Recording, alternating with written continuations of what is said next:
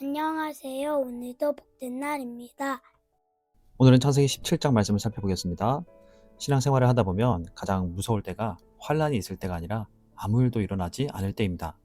아브라함에게는 지난 13년이 그랬습니다.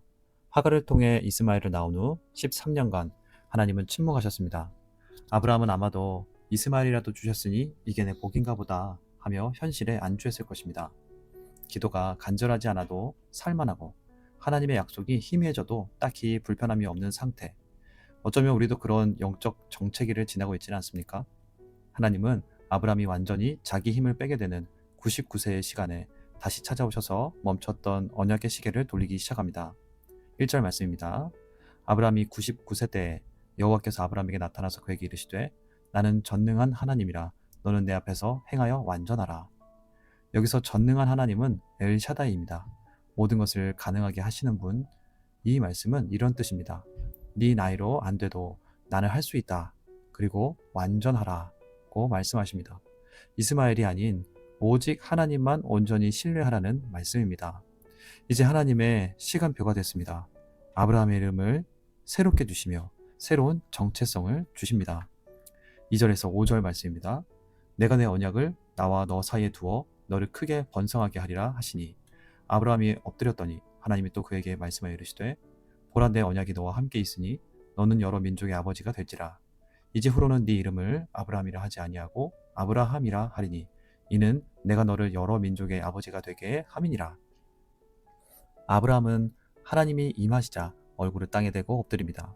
하나님은 존귀한 아버지라는 아브라함의 이름을 여러 민족의 아버지 아브라함으로 바꿔주십니다. 이름을 바꿔주신다는 것은 그의 정체성과 존재를 새롭게 정의하신다는 뜻입니다. 그리고 약속은 더 분명해집니다. 이어지는 6절에서 8절입니다. 내가 너로 심히 번성하게 하리니 내가 네게서 민족들이 나게 하며 왕들이 네게로부터 나오리라. 내가 내 언약을 나와 너 및 네 대대 후손 사이에 세워서 영원한 언약을 삼고 너와 네 후손의 하나님이 되리라. 내가 너와 네 후손에게 네가 거류하는 이 땅 곧 가나안 온 땅을 주어 영원한 기업이 되게 하고 나는 그들의 하나님이 되리라. 하나님의 약속은 아브라함에게서 많은 민족들이 나며 왕들이 나며 영원한 언약을 세우십니다. 하나님은 이들의 영원한 기업이 되고 그들의 하나님이 되실 것이란 약속을 하십니다. 아브라함만 아닌 끊어지지 않는 관계로 설정하신 것입니다. 하나님은 언약의 표징으로 할례를 명령하십니다. 이어지는 9절에서 14절 말씀입니다.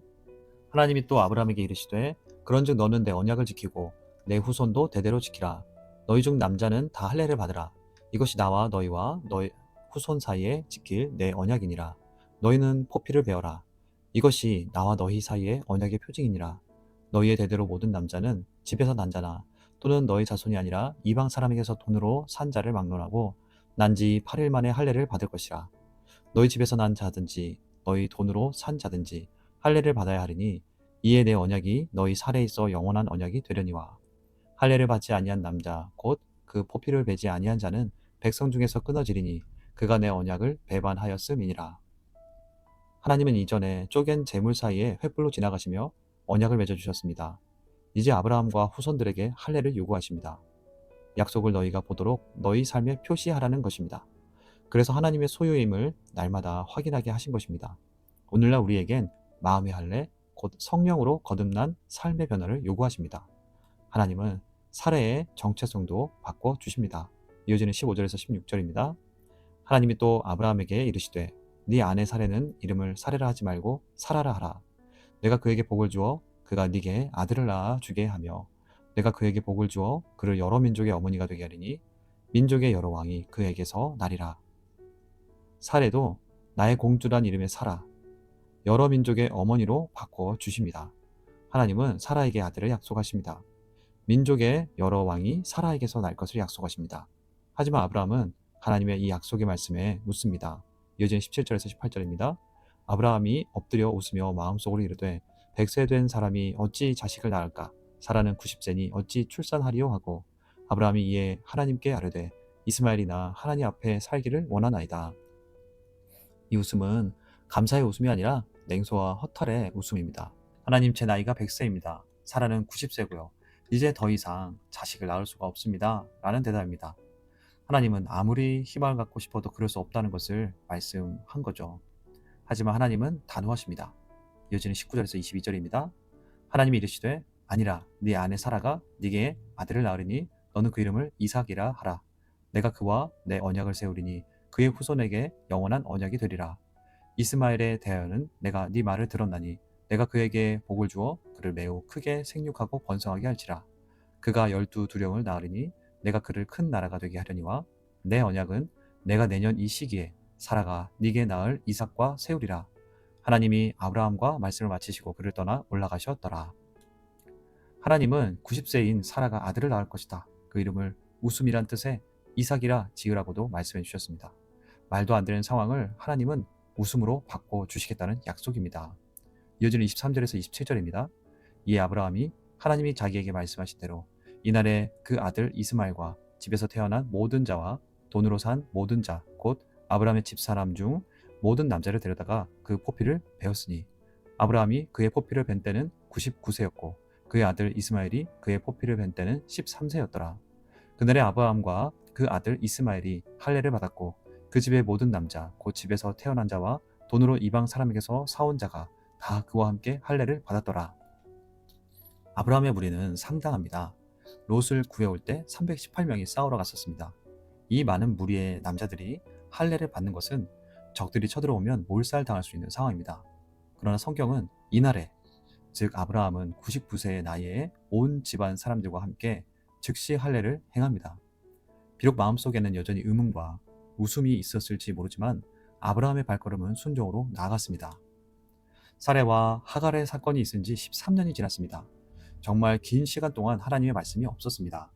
아브라함과 사라는 하나님을 간절히 찾았을 것입니다. 그러나 응답은 없었습니다. 지치고 모든 것을 다 포기할 때까지 기다려야 했을까요? 어렵지만 중요한 것은 아브라함의 때와 하나님의 때가 달랐다는 것입니다. 아브라함은 더 빠른 시기에 이삭을 주시길 바랬을 것입니다.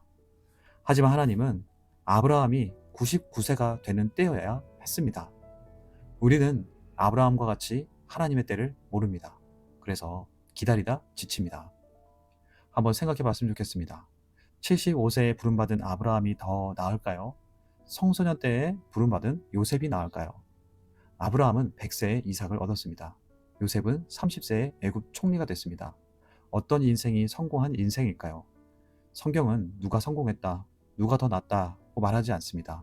성경은 하나님이 그 인생을 안다, 그 인생 가운데 함께 계시다 말씀하시며 또한 말씀하십니다. 늦은 인생은 없다. 하나님의 시간이 있다.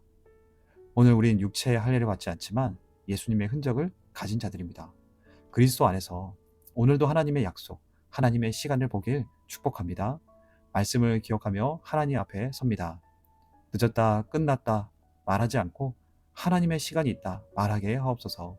그 시간을 믿으며 살아가는 우리가 지칠 때마다 찾아오시는 하나님을 만나게 하시고 아브라함에게 계속 찾아오신 하나님을 보며 우리도 하나님을 믿을 사람 되게 하옵소서.